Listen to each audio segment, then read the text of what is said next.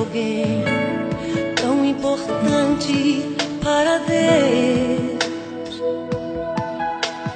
Nada de ficar sofrendo angústia e dor nesse teu complexo inferior, dizendo às vezes que não é ninguém. Eu venho falar do valor que você tem. Eu venho falar do valor que você tem.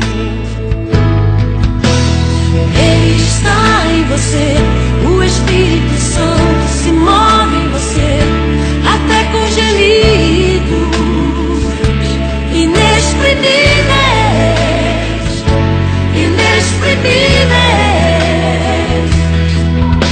Daí você pode então perceber que pra Ele há algo importante em você. Por isso levante, cante, exalte ao Senhor. Você tem valor, o Espírito Santo se move em você. Você tem valor, o Espírito Santo se move em você. Você tem valor, o Espírito Santo se move em você. Você tem valor, o Espírito Santo se move em você. Quero que valorize o que você tem. Você é um ser, você é alguém tão importante para Deus.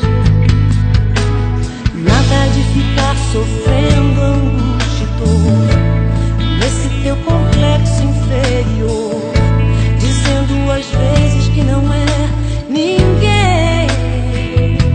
Eu venho falar do valor que você tem. Eu venho falar do valor que você tem.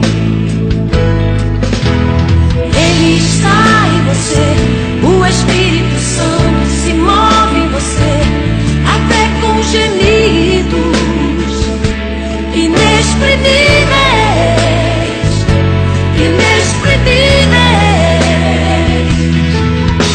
Daí você pode então perceber que pra Ele há